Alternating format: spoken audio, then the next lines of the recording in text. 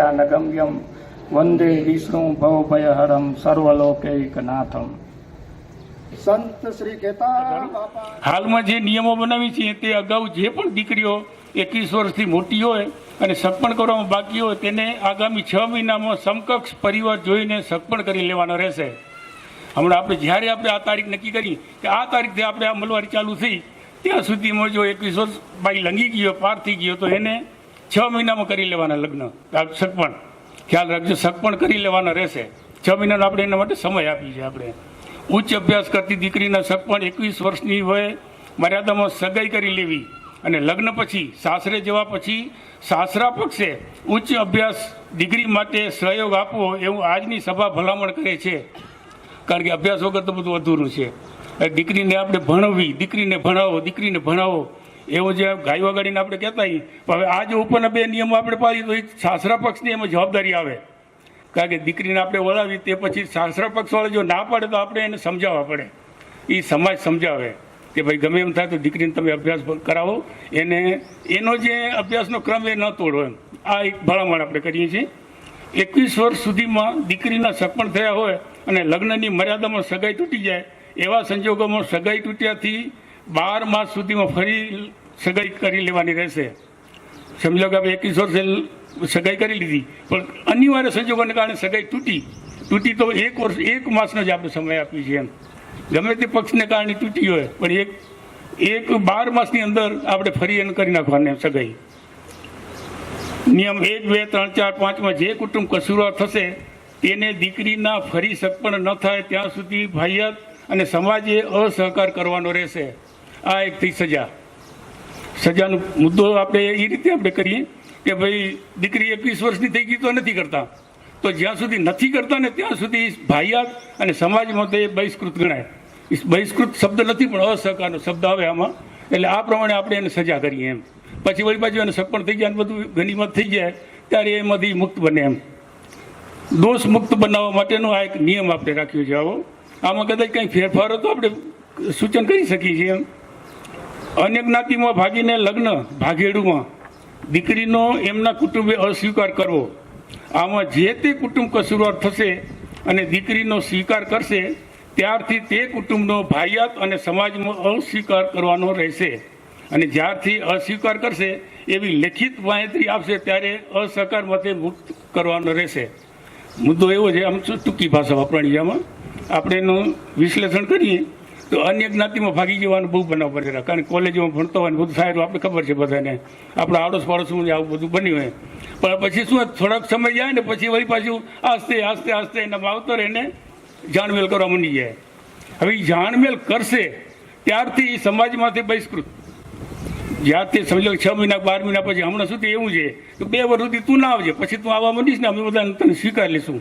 આવી એક વેવલી વાતો થતી હોય પાછી. હવે આની પાછળ એક કડક શબ્દ મૂકવામાં આવ્યો છે કે જો એ પરિવાર એ દીકરીને જાણમેલ કરશે ત્યારથી એ સમાજ અસ્વીકાર કરશે એનો અને ભાઈયાત પણ કરશે. આવી એક એના ઉપર એક પનિશમેન્ટ મૂકીએ એમ. આપણી જ્ઞાતિમાં ભાગેડું લગ્ન કરે તો શું કરવું? એ નિર્ણય સભા ઉપર છોડવામાં આવ્યો હોય એને આપણે કઈ કેટેગરીમાં મૂકવા? એક સગપણ થઈ ગયું અને દીકરી માને બાપને એમ કહેતી કે ભાઈ મને ત્યાં નથી ગયું પણ મારું પહેલાં નક્કી થયેલું મનથી. આવું મનથી નક્કી થયેલું બહુ હાલેલું હમણાં. કારણ કે આ બધું સોશિયલ મીડિયા હાલી પડ્યો છે ને. રાતના 12 1 વાગ્યા સુધી દીકરીના હાથમાં મોબાઈલ હોય. એ શું કરે છે કે નથી કરતી માવિત્રને કને કાંઈ ખબર જ નથી. અને એને જો નક્કી કર્યું હોય તો એવામાં જો થઈ ગયા તો શું કરવું એમ. એ આપણી સભામાંથી મૂકી રહ્યા ને તમે તમારા રિવ્યૂ આપો એના બદલે આપણે એને પનિશમેન્ટ નક્કી કરશું અથવા ન પણ કરીએ. આપણે શું કરવું એ વિચારીએ એમ. કારણ કે 21 વર્ષનું આપણે જો કરશું ને તો લગભગ આ દૂષણ નીકળી જાય એવું લાગે એનું. એટલે બધું અધ્યાર વાત હતી. 21 વર્ષની દીકરી લગભગ સક્ષમ હોય ન હોય એવામાં જો એક સગપણ થઈ જાય ને તો એક લાઈન બને. એ લાઈનો વિખાય નહીં. આમ હમણાં કિરણો છે ને બધા જુદા જુદા થઈ જાય એટલે ઠીક લાગે. એ અવસ્થા જ એવી છે. એ અવસ્થાને પાર કરી જાય ને પછી તકલીફ થાય બધી. એટલે આપણામાંથી મૂક્યું, આજની સભામાંથી મૂક્યું. અમે નક્કી નહોતા કરી શક્યા આ બાબત. સગપણ થયેલ દીકરીને સગપણ થયેલ હોવા છતાં આપણી જ્ઞાતિમાં અન્ય દીકરા સાથે ભાગી જાય તેવા સંજોગોમાં શું કરવું એ નિર્ણય તમારામાંથી મૂક્યો. લગ્ન એ માંગલિક પ્રસંગ છે પણ હાલમાં તેમાં પણ કેટલાક નકામા અને બિનજરૂરી પ્રસંગો થાય છે. તે સમાજની ગરિમાને હાનિકારક છે. થાય છે એ બધાને ખબર છે. કારણ કે સમાજે જ્યારે કેન્દ્રીય સમાજ કેટલી વખત નિર્ણય બનાવ્યા છે. આજથી 80 વર્ષ પહેલાં એક નિયમ બનાવેલો હતો કે આવી રીતે કેવી રીતે કોરીઓ હાલતી હતી. 2010માં આપણો જે મોટો પ્રસંગ હતો ત્યારે જે પુસ્તક ગ્રંથ નીકળ્યો છે એમાં એ બધો એનો ઉલ્લેખ કરવામાં આવ્યો છે. એ કોરીઓના પ્રમાણમાં એનો દંડ વસૂલવાનો હતો. ત્યારથી કરીને કેટલા થઈ ગયા. હમણાં 2023માં પાછા નિયમો બનાવ્યા. કેટલાને ખબર છે? કયો ખબર હોય તો પાળીએ છીએ કેટલું. આ એક મોટી સમસ્યા. પાળવા માટેનું જે કંઈક પનિશમેન્ટનું જે કંઈક હોય એ આપણે અત્યારે નક્કી કરવું છે. આ તો સ્વચ્છંદતા થઈ ગઈ એક જાતની. હવે એમાં જે દૂષણ ઘૂસી ગયા છે અમને જેટલા જણાણા એટલા તમને કહીએ. પ્રી વેડિંગ, અત્યારે પ્રી વેડિંગમાં એટલું બધું આવે તેમાં આ સંસ્થાને બહુ નડેલું પાછું. ખબર ન હોય ને ક્યાં ખૂણામાં બેઠા હોય એવા. હવે આવું બધું હમણાં હાલી પડ્યું ઘણું બધું. એટલે એના ઉપર કંટ્રોલ કેમ કરવો આપણે? એ તો કંટ્રોલ તો પરિવાર જ કરી શકે. સ્પષ્ટ વાત છે કે ભાઈ આપણી સમાજની ના હે માટે આ અમે નહીં કરવા દઈએ. પહેલી જ વાત થાય તે જ કહી દેવાનું ને. એ નથી કહેતા ને પછી જેમ મજા આવે એ રીતે દીકરીને જેમ ઠીક લાગે એ રીતે કરી શકે. એમ આવું ન થાય એના માટેનો એક અમે પ્રશ્ન મૂક્યો છે અહીંયા. લગ્ન વખતે, કન્યા આગમન વખતે બંને પક્ષો દ્વારા થતો ડાન્સ એ તો બધા જોયો. બાઈ નાચતી આવે ને ભાઈ ઉઠીને વળી પાછું તેડવા જાય ને બંને નાચતા આવે. આ અહીંયા થાય છે. એવું આ કેવું હાલી પડ્યું છે ખબર નથી પડતી. ગરિમાને જોખમાં આવે એવા પ્રશ્નો છે આ બધા. એટલે આવું ન થાય એના માટેની તકેદારી રાખવાની. આમ તો જો કે પરિવારની જ હોય જવાબદારી. આમ તો બધી જગ્યાએ સમાજો ક્યાં જતી હોય પણ પરિવારે જાગૃત થવું જ પડશે. પરિવાર એટલે ભાઈયાત સમજી લેજો. કુટુંબ તો આ કરવા માગે છે પણ પરિવાર હોય જેને કંઈ આપણે ભાઈયાત શબ્દ કહીએ એ ભાઈયાતને અટકાવવું જોઈએ. જ્યારે પરિયાણ કરવા બેસે ને ત્યારે જો આ બધી વાતો કરી નાખે ને તો એ બધો કંટ્રોલ થાય. નહીં તો ન થાય આ બધો કંટ્રોલ. એક ફૂલડોલ ને હલ્દી રસમનું તો આપણે 2023માં આપણે કરેલું છે કે ભાઈ હવે બંધ કરી પ્રથા. હવે વળી નવું ગાલ્યું ફૂલડોલ. વાત એક ને એક થઈ. આમ ચોપડું ને ફૂલડા ઉડાડતા ગયા. વાત તો એ કાંઈ ફરક નથી પડતો. એટલે આવું પણ એક બહુ એક દૂષણ અંદર ઘૂસી ગયું છે એમ. અને આપણા પ્રસંગોમાં સંખ્યાની મર્યાદા હોવી જોઈએ. હવે મર્યાદા એવી છે કે 1960માં જ્યારે બંધારણ બન્યું ને ત્યારે જાનમાં 25 માણસોને જવાનું હતું. ખાલી 25. એ ગાડા 2 કે 4 હોય એમાંથી જેને વરરાજ અને અણવર ને બધું એમાં એટલો છૂટ હતી. એના સિવાય એના જાનિયાને 25ની સંખ્યામાં જવું. હવે ધીરે કરતે જમાનો એવો બદલ્યો. 2023માં જ્યારે આપણે બન્યો નિયમ 150ની થઈ ગઈ સંખ્યા. લ્યો 150ની થઈ ગયું તો કાંઈ વાંધો નહીં. તો સંજોગ પ્રમાણે આપણી કેન્દ્રીય સમાજે નિર્ણય લીધો પાળશે તો નહીં તો 150 તો કરો. હમણાં પરિસ્થિતિ એવી કે 150 તો એક બાજુ થઈ ગયા. એવી તમે કહો તો ખરા કેટલા આવશો? તો કે 150 પેસો આવશું. તો કોઈ ઘરમાં રહી ન જવું ખપે. ભલે એનાથી વધે. હવે કરવું શું કહો? ભલે એનાથી વધે એના માટે 200 ને 250ની જાન થઈ ગઈ. હવે આ પરિસ્થિતિ કેવી ખરાબ થઈ ખબર? ઊભું કુટુંબની હાલત શું થાય? એક દીકરીની જવાબદારી એમાં પણ તમને સાચવવા. એટલે આવી બધી જે દૂષણો અંદર ઘૂસી ગયા છે એના સિવાય કોઈ દૂષણ હોય તો અમને કહેજો. જરૂરી એ તમારું સૂચન બહુ આવકાર્ય અને અમારા માટે અતિ મહત્વના પણ છે.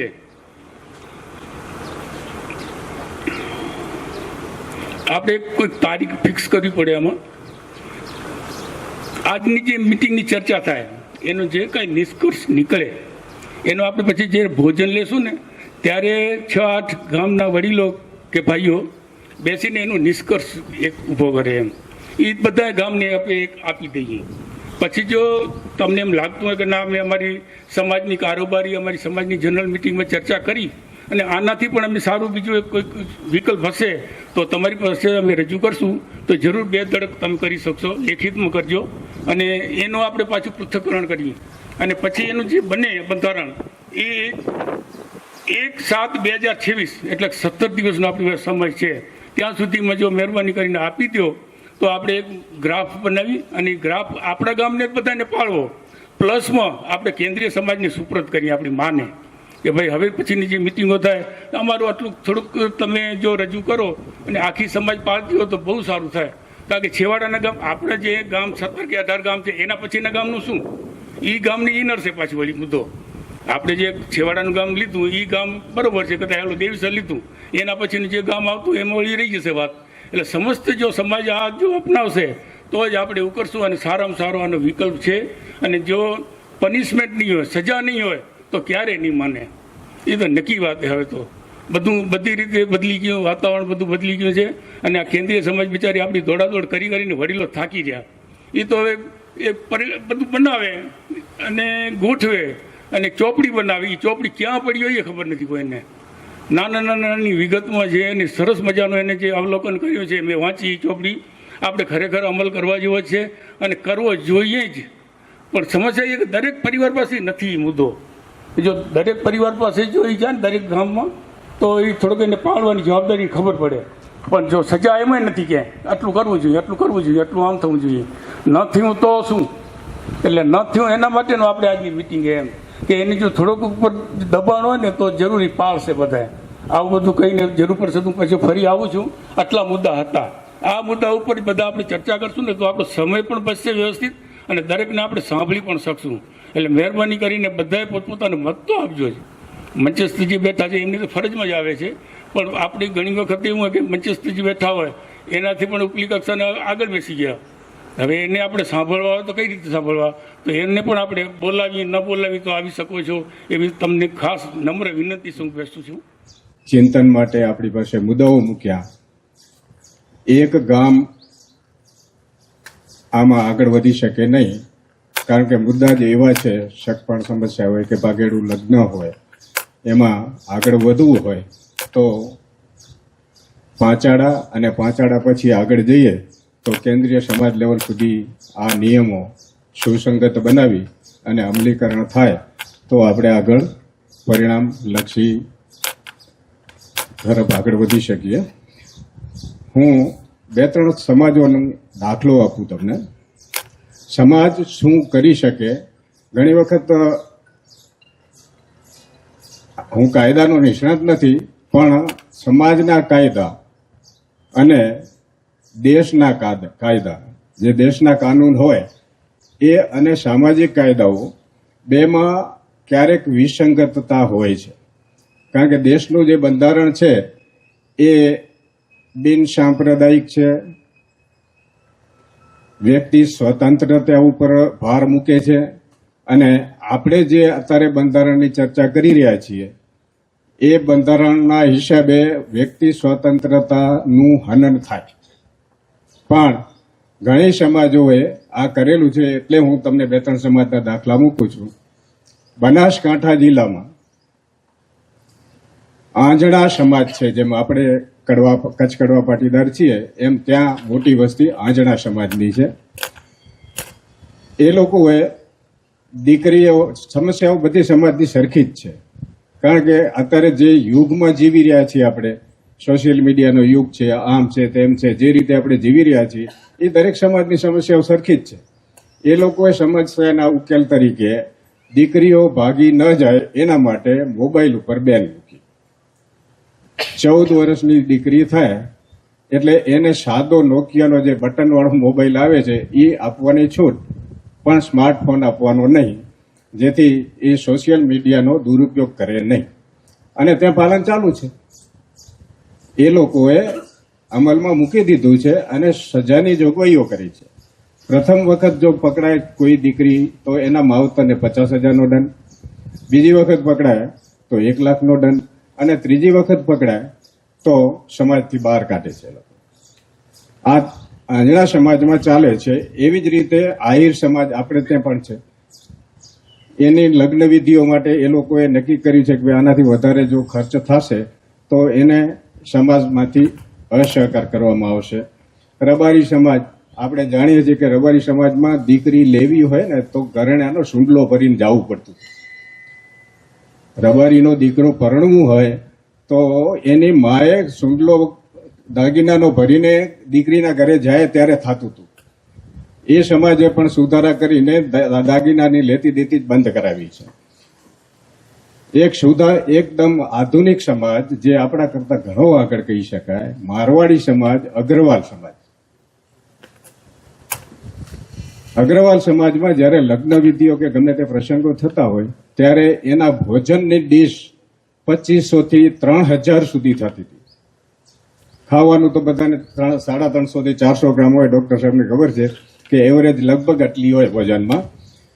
પણ એ લોકોએ સમય સાથે તાલ મિલાવવા માટે અગ્રવાલ સમાજે એવો નિયમ બનાવ્યો, નાંદેડથી ચાલુ થયું છે, હું માનું ભૂલતો ન હું તો. અગ્રવાલ સમાજે એવો નિયમ બનાવ્યો કે 7 આઈટમો નક્કી કરી. આ લોકો ભોજન માટે 7 આઈટમો નક્કી કરી. ગરદણીને મજા આવે એ એક મિષ્ટાન રાખવાનું, ગમે તે એક ફરસાણ રાખવાનું, દાળ ભાત છાશ જે આવતું હોય એમ ટોટલ 7 આઈટમ કરવાની. જો આનું પાલન બીજા ના કરે કોઈ પરિવાર તો મારવાડી સમાજ એના પ્રસંગમાં હાજરી આપે પણ જમે નહીં. અને ત્યાં પણ એનો અમલ ચાલુ છે. સમાજ બંધારણ બનાવતી હોય, સમાજ નિયમો બનાવતી હોય તો દેશના કાનૂન સાથે સુસંગત છે કે નહીં એવડું બધું વિચારવાની જરૂર નથી. આપણે આપણી રીતે અમલ કરવાના થાય. અત્યાર સુધી જે વક્તાઓએ પોતાના સૂચનો આપ્યા છે, વિથોણ સમાજે મોટાભાગના નેરેટિવ તો આપી જ દીધેલા છે. શું કરી શકાય, સમસ્યાના ઉકેલ તરફ કઈ રીતે આગળ વધાય, નિયમો કેવા હોવા જોઈએ, એ બધા પાસે પત્રિકા છે, એટલે એમાં આપણે વધારે ચર્ચા કરતા નથી. સૂચનમાંથી એક લઉં છું જેના ઉપર હું ભાર આપું છું. અત્યારે સગપણ થયા પછી લગ્ન અને સગપણ વચ્ચે પણ સગપણ તૂટી જવા વાળા પ્રસંગો ઘણા બધા બને છે અને અમારી પાસે એવા મુદ્દાઓ કેન્દ્રીય ન્યાયપંચ સમક્ષ પણ આવે છે. લગભગ શૈલેષભાઈએ સૂચન કર્યું કે સગપણ થાય ત્યારે જે તે ઘટક સમાજમાં એની નોંધણી થાય. બહુ અગત્યનો મુદ્દો છે. જે ઘટક સમાજની દીકરી અથવા દીકરો ની સગાઈ થાય એટલે એની સમાજ જે ઘટક સમાજ છે એમાં નોંધણી કરાવે. સરસ રીતે ચાલતું હોય તો પછી લગ્ન થાય ત્યારે નોંધણી કરાવે. અને જો છૂટું કરવાનું આવે તો સમાજ જે તે ઘટક સમાજે મધ્યસ્થી કરવાની આવે. તો આવા જે મુદ્દા છે એમાંથી આપણે 80% બહાર આવી શકીએ એવું છે. સૂચન બહુ સારું છે, આપણે આમાં સમાવેશ કરવા જેવું મને લાગે છે. સુરેશભાઈએ કીધું છૂટું થયેલું પાત્ર આપણે ખાલી દીકરીઓની ગણતરી ના કરીએ, પણ દીકરો હોય કે દીકરી છૂટાછેડા થાય તો એને પાછું કુંવારા પાત્ર સાથે સગાઈ અથવા લગ્ન કરવાની મનાઈ આપણે કરી શકીએ. અગાઉ હતું, મને યાદ છે, અમે નાના હતા ત્યારે પણ હજી સામાજિક પ્લેટફોર્મ ઉપર નહોતા ત્યારે સમાજે આ વસ્તુ નિયમ બનાવેલો હતો. તે કાળક્રમે એ નિયમ ભૂસાઈ નથી ગયો, આપણે ભૂલી ગયા છીએ. નિયમ તો છે જ જે તે વખતનો. ખર્ચની મર્યાદા માટે ઘણા બધા સૂચનો આવે છે. યોગ છે કે મને કેન્દ્રીય સમાજનું જે બંધારણ આપણે અધિવેશનમાં બહાર પાડ્યું એમાં એ બંધારણ ઘડવા માટેની સમિતિમાં હું અધ્યક્ષ હતો. કેન્દ્રીય ન્યાય પંચનું જે બંધારણ અત્યારે નવું બહાર પડ્યું છે એ સમિતિમાં હું અધ્યક્ષ હતો. નિયમો બધા છે. આ ખર્ચ બાબતની જે વાત આવે છે એ નિયમો અંદર છે જ. બેબી શાવર, હલ્દી રસમ, આ બધા ઉપર બેન મૂકેલી જ છે. કેન્દ્રીય સમાજનું જે બંધારણ છે એની અંદર આ વસ્તુ લખેલી જ છે. વાંચ્યું હશે કે નહીં વાંચ્યું એ જુદી વાત છે. ચોપડીઓ એટલી બધી છપાવેલી છે કે આપણી જેટલા પરિવારો છે પાટીદાર સમાજના એના ઘરે ઘરે પહોંચે એટલી સંખ્યામાં ચોપડીઓ છપાવેલી છે. કેન્દ્રીય ન્યાયપંચની પણ એટલી જ સંખ્યામાં બુકો છે. પણ એનો અમલ ના થવા પાછળ મુખ્ય કારણ શું છે એ અત્યારે આ લોકોએ જે સૂચનો કર્યા છે સજાની જોગવાઈ. આ 2 પુસ્તકોમાં સજાની જોગવાઈ ક્યાંય મોટા ભાગના જે મુદ્દાઓ છે એમાં સજાની જોગવાઈ થઈ નથી. કહેતા જાહેરમાં કહેવું ના જોઈએ, પણ અમે જ્યારે આ નિયમો બનાવીને આગળ વધતા હતા, સી કે પટેલ સાહેબ એમાં હતા, ત્યારે સજાની જોગવાઈ માટેની અમે ટ્રાય કરી હતી. આપણા વડીલોએ ઘસીને ના પાડી હતી કે ભાઈ આપણી સમાજમાં સજા ના હોય. પણ એ સમય જુદો હતો. આપણા વડીલોની અમન્ય પ્રજા રાખતી હતી, જ્ઞાતિજનો માનતા હતા એની વાતો. હવે અત્યારે સજા સિવાય કોઈ માને એવું છે નહીં. ત્યારે જ્યારે આજે આપણે જે નિયમોની વાતો કરીએ છીએ એ નિયમો ના પડાય તો શું એના માટેની સજાની જોગવાઈ છે. એટલે આપણા બનાવેલા નિયમો પડાશે અને પડાશે. વાત બીજી, ધ્યાન કોણ રાખશે? અત્યારે આપણે 21 ઘટક સમાજો 17 ગામની સમાજો ભેગી થઈ છે. હું ડોક્ટર સાહેબ ઘણીવાર કેન્દ્રીય સમાજની કારોબારીમાં અમે કહીએ છીએ કે ભાઈ દાખલા તરીકે લઉં, થોડુંક લાંબુ થાય તો માફ કરજો. દાખલા તરીકે લઉં છું કે કેન્દ્રીય સમાજમાં અમે એક ચુકાદો આપ્યો. ચુકાદો ના પાડે તો શું કરું? મારી પાસે પોલીસ ડિપાર્ટમેન્ટ નથી કે હું એ પરિવારને કહું કે ભાઈ આ કોર્ટનો ચુકાદો તમે નથી પાડતા તો તમને જેલમાં પૂરી દેવામાં આવશે કે આ એક્શન લેવામાં આવશે કે આ કરશો. તે કે ભાઈ બહુ તો બહિષ્કારનું એક વાત છે, પણ એ હથિયાર પણ ભલે મોટું છે, અસહકાર માટેનું હથિયાર. અમે એના પરિણામો જોઈ લીધા છે અને એના રિઝલ્ટ જોઈએ છે. હીરોભાઈ ડોકા દોડાવે છે, પણ એ બહુ મોટું હથિયાર છે. પણ કહેવાનો મતલબ શું છે કે ભાઈ અમારે ધારો કે અહીંયા ચુકાદો આપ્યો, ઘટક સમાજને ચુકાદો પાડવાની જવાબદારી સોંપાયેલી છે, પણ ઘટક સમાજ પાસે ઘણા બધા કામો હોય છે. એક એવું માળખું હોવું જોઈએ કે જે તકેદારી સમિતિ તરીકે આપણે નામ આપીએ એને, તકેદારી સમિતિ કહો, સુરક્ષા સમિતિ કહો, કે જે નામ આપીએ તે, પણ એ સમિતિમાં 5 સભ્યો હોય, જે તે ઘટક સમાજના પ્રમુખ હોય, મહામંત્રી હોય અને 3 સભ્યો એ સમાજને અનુકૂળ લાગે એ હોય. એમાં ભલે મહિલા પણ હોઈ શકે. આવા 5 જણાની તકેદારી સમિતિ હોય તો આવા જે આપણે બંધારણો બનાવી રહ્યા છીએ એનું ક્યાંક ભંગ થતો હોય તો એ લોકો એના ઉપર વોચ રાખે અને એ તકેદારી સમિતિની ગામમાં બીક પણ હોય કે ભાઈ તકેદારી સમિતિમાં આ મુદ્દો જશે, એને ખબર પડશે તો આવું થશે કે તેવું થશે કે અસહકારનું થશે કે એ બધી બીક છે. અસહકારનું હથિયાર નાનું માનતા નહીં. અમે એના પરિણામો જોઈ લીધા છે અને એ પરિવારની હાલત પણ જોઈ લીધી છે. અત્યારે ખાલી નાક નથી રગડતા એટલી વાત છે. બાકી અસહકાર, જો સામાજિક અસહકારનો હથિયાર જો ઉપાડવામાં આવે તો કોઈ જીવી શકે એમ નથી. બધા આપણે સામાજિક પ્રાણીઓ છીએ. મૂછો ગમે એટલી ચડાવતા, એ ચુકાદો આપીએ ત્યારે મૂછો ચડાવતા હોય છે કે જોશું સમાજ શું કરી લેવાની છે. પણ એ જ વ્યક્તિઓ 2 મહિના પછી પાછા આવે છે કે આ ચુકાદામાં આ અસહકાર વાળું જરા કાઢી નાખો ને. કારણ કે એને ગામમાં ખબર પડે છે, સમાજમાં ખબર પડે છે અને અસહકારનું જે હથિયાર છે એનામાં તમારે જીવવું બહુ અઘરું થઈ જાય છે. એક મુદ્દો અલગ પણ છે. અત્યારે આપણા ત્યાં સમાજમાં દીકરીઓની અછત છે. અછત તો ના કહેવાય, જન્મ દર આપણે જોશો ને તો દીકરા દીકરીના જન્મ દર લગભગ સરખો છે આપણી સમાજમાં. આપણી સમાજમાં હજી એટલી નાલાયકી નથી આવી કે ગર્ભ પરીક્ષણ કરાવે અને દીકરી હોય તો આપણે ગર્ભપાત કરાવી નથી. આપણી બહુ સારો મુદ્દો છે. ખરેખર આપણી સમાજ માટે તાલિયા વગાડવા જેવા છે કે આપણે ગર્ભ પરીક્ષણ કરીને દીકરીને આપણે ગર્ભમાં જ મૃત્યુને ઠેલતા નથી. એટલે મોટા ભાગે સેક્સ રેશિયો છે એ આપણી સમાજમાં જન્મ મરણના જોશું ને તો લગભગ સરખો છે.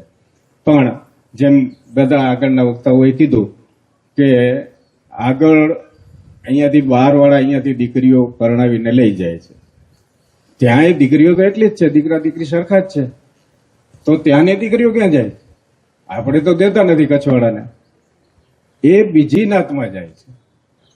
હવે આ મુદ્દો અત્યારે આપણે 17 ગામના કરીએ છીએ. 17 ગામમાંથી આપણે ધારો કે 3 પહોંચાડા આપણે મુખ્ય ગણીએ તો આપણે કચ્છ આવશે અને કચ્છમાંથી આપણે કેન્દ્રીય સમાજ લેવલે જશું ત્યારે આ પરિણામો, જે ખરાબ દુષ્પરિણામો અત્યારે જોઈ રહ્યા છે ને એમાંથી આપણે બહાર આવી શકશું. એક મોટી વાત છે જેમાં આપણે ધ્યાન નથી દોર્યું અને સમસ્યા તરીકે આપણે બહાર આવી પણ નથી.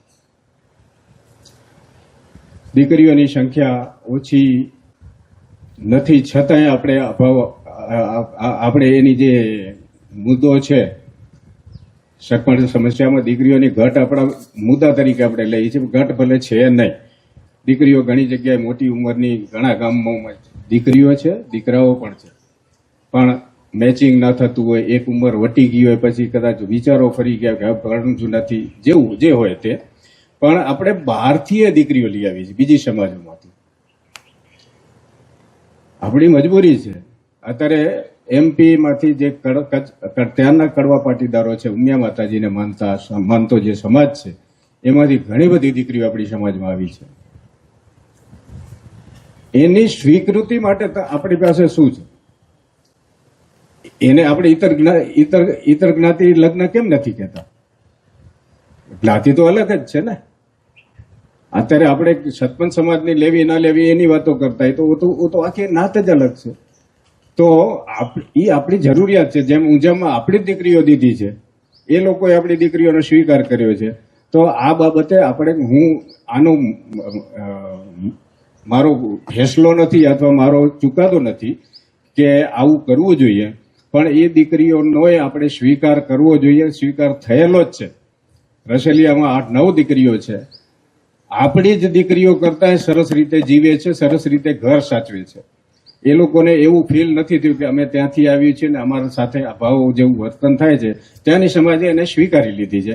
પણ આ જ સ્વીકાર છે એ આપણે કેન્દ્રીય સમાજ લેવલે લઈ જવો પડશે, જેથી ત્યાંના જે વડીલો છે, એ સમાજના જે વડીલો છે, એ લોકોને અહીંયા દીકરી દેવામાં ક્યારેક હેઝિટેશન થતું હોય. ઘણા પ્રતિનિધિ મંડળો આવ્યા છે, હમણાં છેલ્લે હીરોભાઈ ને ડોક્ટર સાહેબ ને બધા બેઠા હતા, ત્યાંનું પ્રતિનિધિ મંડળ અહીંયાનું વાતાવરણ જોવા આવતું હોય ત્યારે એ આપણે તો પૂછે છે, આપણું ઇન્ફ્રાસ્ટ્રક્ચર જુએ છે, આપણા રીતિ રિવાજો જુએ છે, પણ સાથે સાથે એને દીધેલી દીકરીઓના અભિપ્રાય લેતા હશે.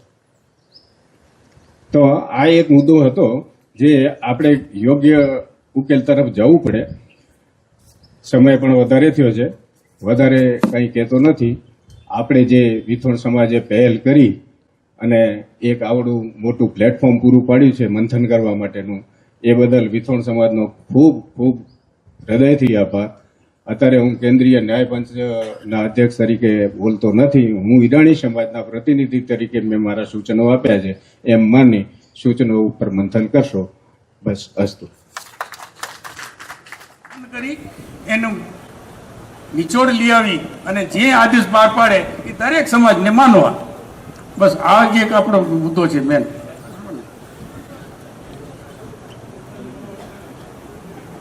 21 વર્ષ સુધીમાં દીકરીને સરપણ થયા હોય અને લગ્નની મર્યાદામાં સગાઈ તૂટી જાય તેવા સંજોગોમાં સગાઈ તૂટ્યાથી 12 માસ સુધીમાં ફરી સગાઈ કરી લેવાની રહેશે.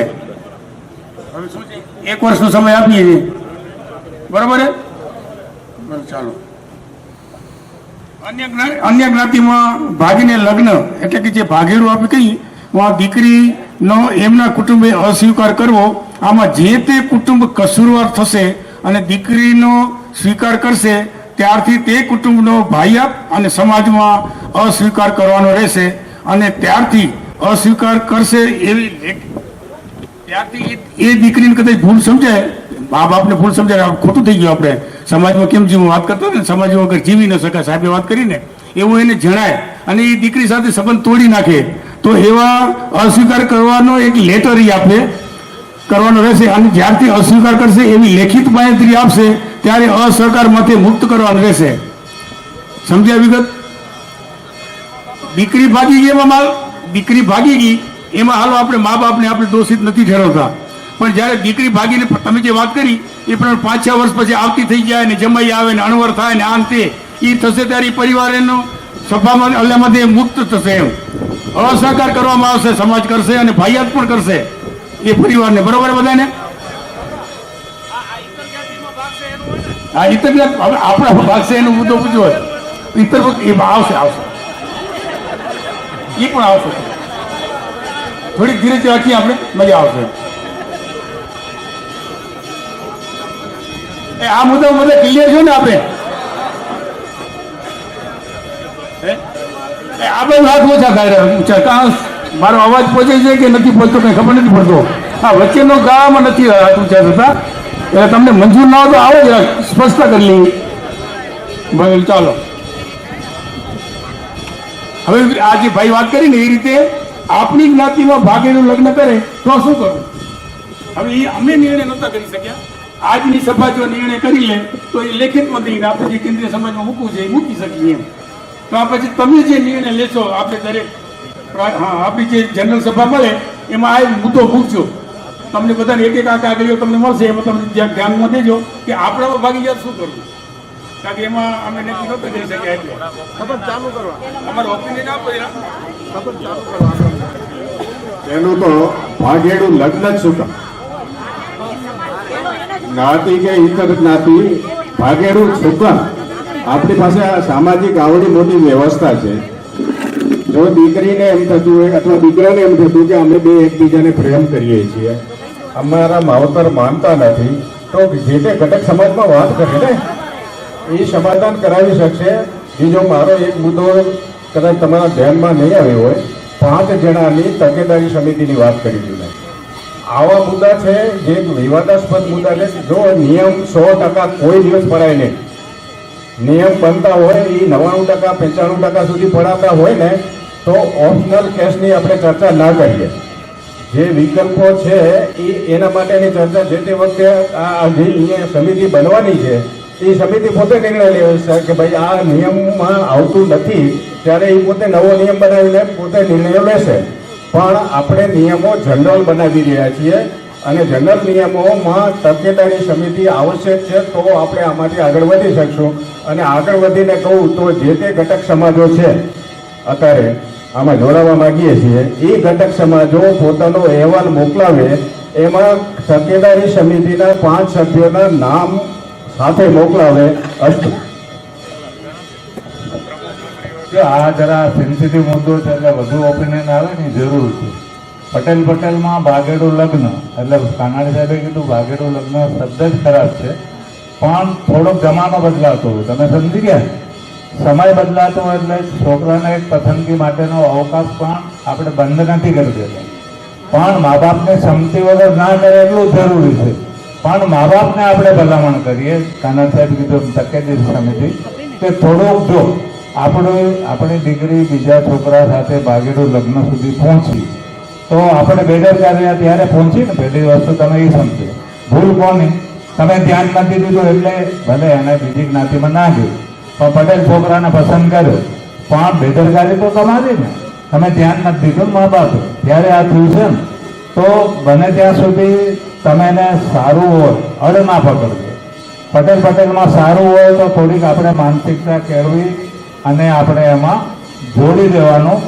પણ છોકરાઓને આપણે છૂટ દઈએ, કાના સાહેબે કીધું એમ કે એક સમિતિ હોય એને છોકરાઓ રજૂઆત કરે કે ભાઈ અમે આવડી રજૂઆત કરી હતી, મા બાપ માનતા નથી. તો આ મેં સજેશન દીધું એટલા માટે નહીં, પણ તમારી જનરલ સભા માટે આમાં ચર્ચા કરજો, કારણ કે ભૂલ આપણી છે, આપણે છોકરાઓ પર ધ્યાન નથી દીધું, માટે એ આપણું સંતાન એને પોતાની રીતે પસંદગી કરે છે. તો થોડુંક પસંદગી માટે આપણે જમાના પ્રમાણે સાવ અડ કરી દઈશું તો ક્યાંક આપણો અમલમાં પણ તકલીફ પડશે. આ મારું પર્સનલ સજેશન છે, તો બધા આ બાબતમાં સજેશન હોય તો આપો અને વિચારજો પણ ખરા. કાનાણી સાહેબ અને સેંગાણી સાહેબે જે સૂચન કર્યું એને હું અનુમોદન આપું છું. જ્ઞાતિમાં છોકરા પસંદ કરે તો ઘણી વખત દીકરીના માવતર પસંદ આપણે છોકરાને કે ગમે તે કોઈ પસંદ નથી કરતું, એમાં ઘણી વખત અડી હાલતી હોય, પણ છેલ્લે કોઈ વિકલ્પ ન હોય તો એ લાઈન ઉપર આપણે જવું પડે. એવા અડોશી પડોશી મિત્ર સર્કલથી વાત કરીને પણ એમાં લેખાજોખા કરીને એ છેલ્લે આપણે એ સ્વીકારવું પડે. સગપણ થયેલ દીકરીને સગપણ થયેલા હોવા છતાંય આપણી જ્ઞાતિમાં અન્ય દીકરા સાથે ભાગી જાય એવા સંજોગોમાં શું કરવું? એને ભાગેલું સમજવું કે કઈ રીતે એનો નિર્ણય સભા ઉપર છોડવાની વાત હતી. અમે પોતે નિર્ણય નહોતા લઈ શકીએ એટલે હવે આ વાતો નથી. અત્યારે આપણે આની ચર્ચામાં ન લઈ, તમને જે આ પત્રક આપવામાં આવશે ને તમે જનરલ સભામાં તમે નિર્ણય લઈ અને લેખિતમાં આપી દેજો. આનું આ કરું, આનું તે કરવું, બરોબર ને? આપણો સમય બચે એટલો. અને લગ્ન એ માંગલિક પ્રસંગ છે, પણ હાલમાં તેમાં પણ કેટલાક નકામા અને બિનજરૂરી પ્રસંગો થાય છે તે સમાજની ગરિમાને હાનિકારક છે. જે આપણે જે પહેલા ચર્ચા કરી હતી અને વક્તાઓ પણ લેતા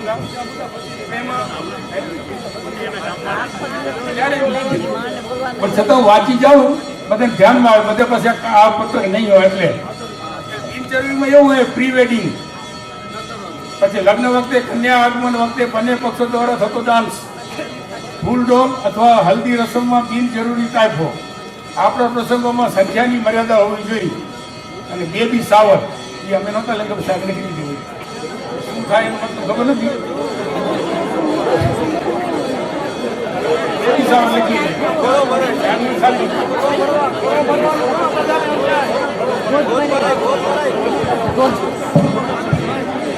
ખોડો ભરવાની નીતિ 7મા મહિને જે આપણે ખોડો ભરીએ છીએ ને એને હવે બેબી સાવરમાં આખું ફેરવી નાખ્યું છે, એટલે બહુ જ મોટો ખર્ચ છે, એટલે એવું નથી કરવાનું એમ. હવે આમ તો બને ત્યાં સુધી ઘણું ઓછું થઈ ગયું. બેબી સાવરની જે વાત આવીને આપણે મોભા માટે એમાં ખોટા ગયા છીએ. વડીલો જે કરતા 7મા મહિને જે હુજકો કરી આવતા એ લાઈન ઉપર જ જવું જોઈએ. અમુક પરિવારો અને આપણા બેબી સવારમાં ગયા છે એટલે બેબી સવારમાં ના જ જવું જોઈએ. પહેલાની પ્રથા ચાલુ રાખવી જોઈએ, મારું આ મંતવ્ય. થોડું 1 મિનિટ. તો આ આપણી ચિંતન શિબિર એટલું સમજી લો, આ કાયદા ઘડવા માટે નથી. જે પ્રશ્નો મૂક્યા ને જનરલ સભામાં પણ લેજો. આ પ્રશ્નો તમે છે ને, આ ચિંતન શિબિર છે.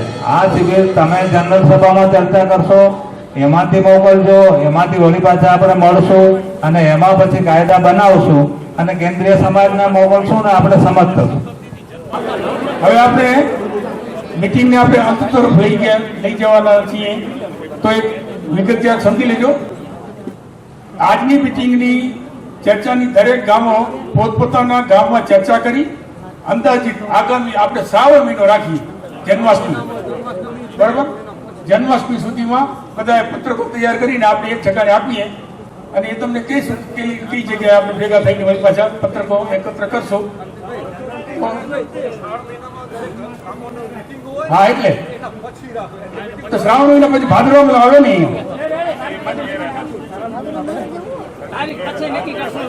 તારીખો પછી કરશું, પણ આપણે શ્રાવણ મહિનો તો સમજીએ. આપણે એક વખત જન્માષ્ટમી સુધી આવી જાય તો વાત કરી જાય આપણી. પછી આપણે એજન્ડામાં સમાજનો એજન્ડા બને ને દરેકનું, તમે એના પ્રમુખોને કહીને એજન્ડામાં આ લેવડાવી દો. ખરેખર ખૂબ નિખાદસ અને સરળતાપૂર્વક આપણી જે ચર્ચા થઈ, ખરેખર બધાએ આ સમસ્યામાં બધાને તકલીફ છે, એમાં પણ આપણો બધાનો સૂર આપણે જાણી લીધો. ખરેખર સમસ્યા આપણા અંદરમાં જ છે, બહારે નથી. આપણે ધારીએ તો આ સમસ્યાનું નિરાકરણ આપણા હાથમાં જ છે. સગપણ સમસ્યા એટલે 21 વર્ષ શા માટે? 21 વર્ષ એટલા માટે કે 21 વર્ષની દીકરી થાય અને આપણે એના સગપણ કરી નાખી તો દીકરી 21 ને 23 વર્ષની વચ્ચે એમને મન અરસ કે બીજી જગ્યા ઉપર ફરતાય નહીં. એનો સગપણ થઈ જાય એટલે દીકરીની સ્થિતિ જેની સાથે આપણે એને સગપણ કર્યા હોય એની સાથે લાઈન ચાલુ થઈ જાય, વાતો કરે, હરિયાણું કરે, એના સાસરિયામાં આવતી જતી થઈ જાય. એટલે 50% જ લગ્ન પહેલા દીકરી આપણી ત્યાં ભોયડી થઈ જાય કે એને ત્યાં સાસરે જતી વખતે એને તકલીફ ન પડે. એટલે આના પાછળનો બીજો કોઈ એવો અને આને આ ન બને એનું આ મુખ્ય કારણ છે. ભાગેડું આપોઆપ ઘટી જશે. દીકરીનું સગપણ થઈ ગયું અને 3 વર્ષની અંદર આપણે ખબર પડી જશે કે લગ્ન પછી કોઈ પ્રોબ્લેમ ઊભો નહીં થાય. જો પ્રોબ્લેમ થશે તો 3 વર્ષમાં થઈ જશે.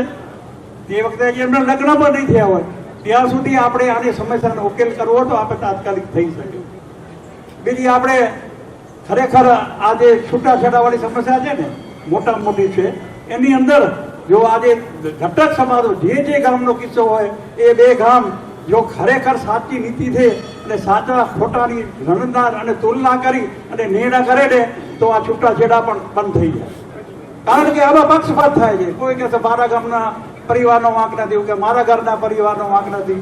ખરેખર તમે સાચા થાવ તો આનો સોલ્યુશનમાં આપણા હાથમાં છે. આપણે ન્યાયપંચ સુધી પહોંચવું પણ ના પડે. આપણે સમાજો સામે બેસી આનું નિરાકરણ થઈ જાય. આમાં પક્ષપાત ન ચાલે. આપણે સાચી નીતિ ધર્મ વચ્ચે રાખી આપણે નિર્ણય લઈએ તો એ પરિવારને માનવું પડે જાય ક્યાં. આપણે સાચા તો એમને એના ઉપર પણ લટકતી તલવાર છે ને 2 સમાજની. એટલે આમાં કોઈ ખોટું થઈ નહીં શકે. એટલે આનું આ નિરાકરણ પણ આપણે તાત્કાલિક કરી શકીએ. તો આવી જે સમસ્યાઓ છે ને આપણી જે આપણા હાથની આપણે જ ઊભી કરેલી છે તો આપણે એનું નિરાકરણ આપણે કરી શકીએ. અને આજે નિર્ણય કર્યો આજે આપણે બધા સાથે બેસી જે આપણે મુક્ત મને ચર્ચાઓ કર્યું આપણે બધા પોતપોતાના ગામમાં જઈ અને સમાજની જનરલ મિટિંગમાં લઈ આ બધી વિસ્તૃત ચર્ચા કરજો. ત્યાં બધાના મંતવ્ય લેજો અને ત્યાંથી જે મંતવ્ય આવે એ આપણે અહીંયા મોકલજો. એટલે આ બધા મંતવ્યો ભેગા લઈ અને આપણે જન્માષ્ટમી પછી આપણે આની મિટિંગ લેશું. અને એની અંદર મિટિંગમાં એટલે હવે આટલી બધી નહીં હોય, દરેક ગામમાં 2-4 જણા લઈ આવી અને આપણે તકેદારી સમિતિ બનાવશું. એટલે તકેદારી સમિતિ બની જાય એટલે આ બધી સમસ્યાઓ જે થાય એનું નિરાકરણ માટે કોઈ સમિતિ તો જોઈએ જ ને. એટલા માટે આપણે સર્વેને નમ્ર વિનંતી કે આપ સૌ આમાં સહકાર આપશો અને દીકરીના 21 વર્ષે સગપણ થઈ જ જવા જોઈએ એવું મનથી નક્કી કરીને આપણે ઉઠવાનું હોય. અને 23 વર્ષે એના લગ્ન થઈ જાય આવું મનથી કાઢ્યું તો બધા આપણા સોલ્યુશન આવી જશે. અને આમાં ખરેખર મારા જેવો ભૂલ કરતો હોય તો સમાજનું ધ્યાન દોરવું જોઈએ કે ભાઈ આપણી પોતાની આપણે મોટા થઈ અને આપણે જો કોઈ તમે અમને નહીં કહો તો અમે તો ભૂલ કરશું તો એનું આપણું વજન નહીં પડે સમાજ ઉપર. આપણે દોષી છીએ તો આપણા સામે પણ આટલી ચિંતાવી જોઈએ. તો એ માણસ મોટો છે એનો મતલબ એ નથી કે એમને કોઈ કાંઈ ના કહી શકે. ઘણા ભૂલનું કરીએ ને અમારા જેવા આગેવાનો, તો આગેવાનોને કેવું જોઈએ આપણે બધાએ શા માટે આવું ચાલે. બાકી આમાં કોઈ સમસ્યા છકપણની પણ સમસ્યા આપણે એકબીજાના લેવલ જોઈને જો કરશું ને તો તાત્કાલિક ઉકેલ આવી જશે. આપણે દીકરી આપણે મોટા પરિવારમાં દેવીએ, હાઈ લેવલમાં દેવીએ એટલે આપણે દીકરાની હોતે લેવીએ ને તો એ આપણે બધું લેવલ મેળવશું તાત્કાલિક એને ઉકેલે આપણા લેવલ પ્રમાણે ગોતી લેવાનું, કોઈ તકલીફ નહીં પડે. વધારે નથી કહેતો, ઘણું ટાઈમ થયું હોય. અસ્તુ જય કથા. આપણે બધાના સૂચનો ન લઈ શક્યા તે બદલ અમો દિલગીર છીએ અને ફરી પાછા આપણે જ્યારે પણ ભેગું થવાનું રહેશે ત્યારે ફરી પાછા એવી કંઈક ચર્ચા હશે તો ફરી જરૂરથી લેશું. અને હવે આપ સર્વેના હૃદયના ખૂણેથી આપના ખૂબ ખૂબ આભાર વ્યક્ત કરી અને આજની મિટિંગ આપણે પૂર્ણ કરશું. ત્યારબાદ આજે સામાજિક જે સમસ્યાઓ છે સગપણની અને ભાગેડુ લગ્નની અને છૂટાછેડાની, એના માટે આજે 21 ગામની સમાજની કારોબારી, મહિલા મંડળ અને યુવક મંડળની કારોબારી બોલાવી અને બધાના મંતવ્યો લેવા માટે આજે પ્રોગ્રામ અહીંયા રાખ્યો હતો મિટિંગ. કે મેન નિર્ણય એ લેવાના કે દરેક ગામને આ જે એ નિર્ણય લેવાના. પહેલાં તો છે આપણા સગપણનો. આજે 21 વર્ષની દીકરી થાય એટલે એના સગપણ થઈ જાય. 23 વર્ષે દીકરીને લગ્ન થઈ જવા જોઈએ. તો આ જે સમસ્યા છે ને એનું નિરાકરણ જલ્દી આવી જશે કે દીકરીને બીજે મન લફાવતી બંધ થઈ જશે અને એમની સિદ્ધિ જે છોકરા સાથે સગપણ કરશું એની સાથે એનું મન જોડાઈ જશે. અને એના સાસરિયા પક્ષે પણ આજે અવર જવરમાં 50% એનો અનુભવ થઈ જશે સાસરાઓનો. તો આની અંદર આવું થવાથી આમાં શું છૂટાછેડાની સમસ્યાનું નિરાકરણ આવી જાય, ઓછા થાય. ભાગેડુ લગ્ન વિશે એ છે કે જો ભાગેડુ લગ્ન જે ઇતર કાસ્ટમાં જાય તો એ દીકરીઓની સાથે એના પરિવારવાળા કોઈ સંબંધ ના રાખે. અગર સંબંધ રાખે તો એને અસહકાર કરવો એવું અહીંયા આ સભામાં નિર્ણય લીધો. તો એના માટે અત્યારે એની આજની સભા ઉપર થોડુંક છોડ્યું છે. દરેકે આ 21 ગામવાળા પોતાના ગામમાં મિટિંગો લેશે, જ્યાં જનરલ સભા મિટિંગ ગોઠવી ને એની અંદર જે નિર્ણય આવશે સર્વસંમતિથી પાછો એ નિર્ણય લેવા. અત્યારે 21 ગામોની સમાજો અને મહિલા મંડળ, યુવક મંડળની ત્રણેય પાંખોને બોલાવી. આગામી જન્માષ્ટમી પછી બધા પોતપોતાના સમાજોનામાં મિટિંગો લઈ એના નિર્ણયો લઈ ને જન્માષ્ટમી પછી આનો બધા સાથે બેસીને આનો નિર્ણય લેવાશે.